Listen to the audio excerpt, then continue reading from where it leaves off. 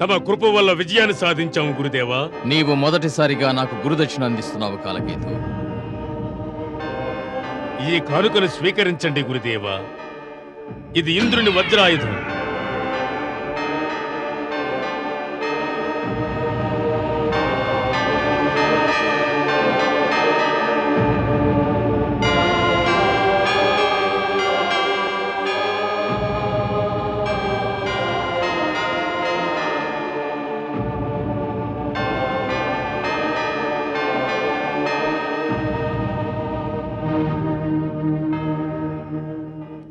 మీ విజయానికి అభినందనలు స్వామి.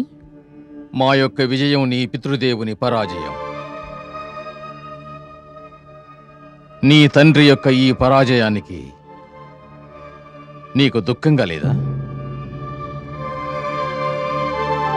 మంచి సంస్కృతి నుంచి వచ్చిన దాన్ని స్వామి. ఏనాడైతే ఒక కన్య మరొకరి సతిగా మారుతుందో ఆనాటి నుంచే అతడి సుఖము దుఃఖము అతడి కష్ట నష్టాలు పంచుకుంటుంది. ఎప్పుడైతే ఒకరి మెడలో వరమాల వేస్తుందో ఆ మాలతో పాటే తన ఇష్టాలను అభిలాషలను కూడా సమర్పించుకుంటుంది. అయినా పితృదేవుడి పరాజయానికి దుఃఖించడం స్వాభావికం దేవి. ఇప్పుడు నేను ఆ తండ్రికి పుత్రికను కాను, నా స్వామికి అర్థాంగిని. మా సంస్కృతిలో పాణిగ్రహణం అనేది కేవలం శారీరక కలయికే కాదు, ఆత్మల సంయోగం కూడా. యుద్ధంలో మీ విజయం నాకెంతో గర్వకారణం. దేవతల సేనలపై మీ విజయానికి నా అభినందనలు అర్పిస్తున్నాను. విజయము మాకు కేవలము దేవసేనలపైనే లభించలేదు దేవి. మేము మృత్యువును జయించినాము. ఇక దానవలోక దృష్టిలో మృత్యువుకు అంతము ప్రాప్తించినది.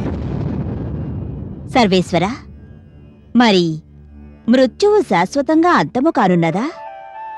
లేదు మహాదేవి.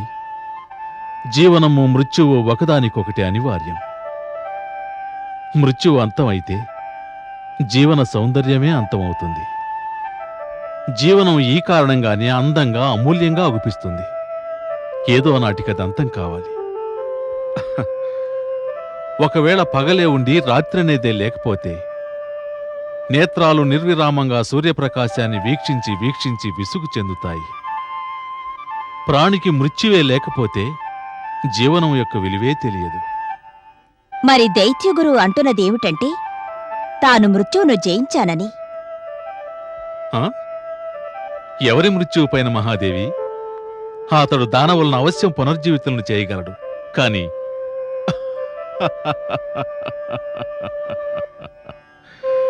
మహాదేవి, నీవు చూస్తూ ఉండు. ఏ అహంకారం దేవేంద్రుని యొక్క శిరస్సును ఆక్రమించినదో ఇప్పుడు అదే అహంకారం శుక్రాచార్యుని యొక్క శిరస్సుపై తిష్టవేసి కూర్చున్నది. మహాత్మా కమలనైనా మరి దేవేంద్రుడు ఉదాసీనంగా దుఃఖితుడై అలా ఉన్నాడేమిటి? అవును మహాదేవి, అవును. అపరాధానికి మూల్యం చెల్లించక తప్పదు గదా.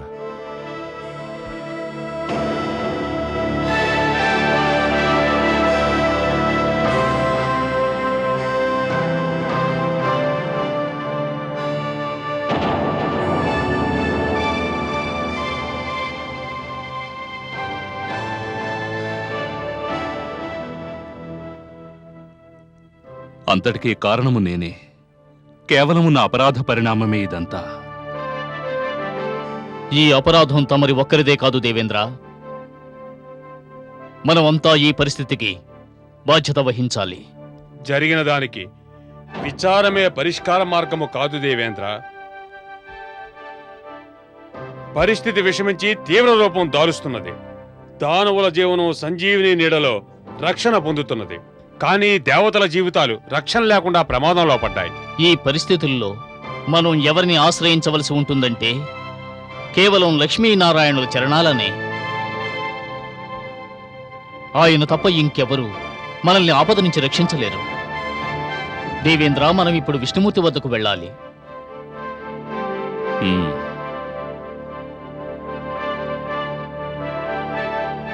ఆయన తప్ప మరెవరు మనకు ఆశ్రయం ఇవ్వగలరు? ఆయన తప్ప మనల్ని ఎవరు రక్షించగలరు? అందువల్ల సమస్త దేవతలతో విష్ణుమూర్తి వద్దకు వెళ్ళి వేడుకోవాలి.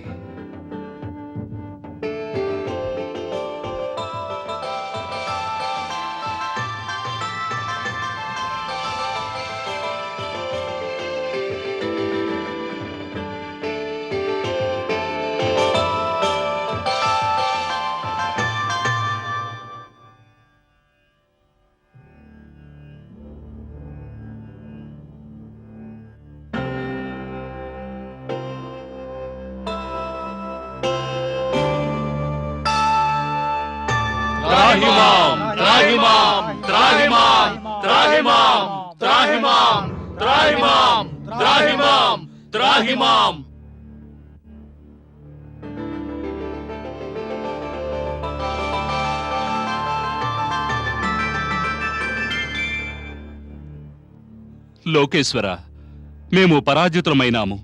మా సేనలో అసంఖ్యాక సైనికులు వీరమరణం పొందారు. మాకు తలవంపులు కలిగినవి. తమరు తప్ప మమ్మల్నెవరు రక్షించగలరు? మా దుఃఖాన్ని నివారించండి.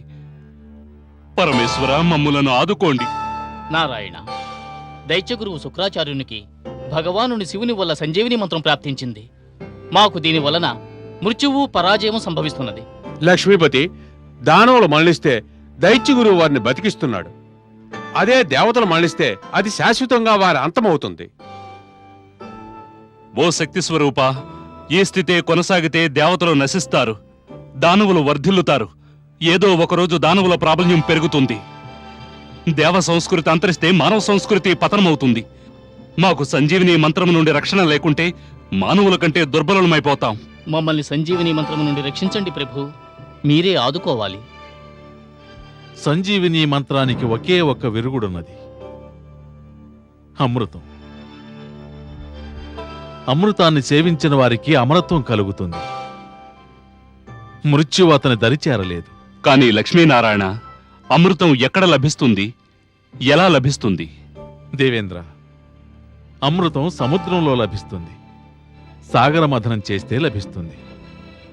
అమృతమా? కాని జగదీశ్వర, అమృతం గురించి కనీస జ్ఞానము లేదే?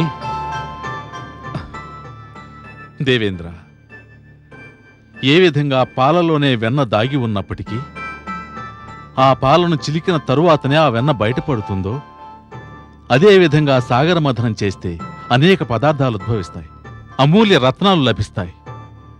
అందువలన క్షీరసాగర మథనం అనివార్యమవుతుంది. అమృతం వాటన్నిటిలో అమూల్యమైనది.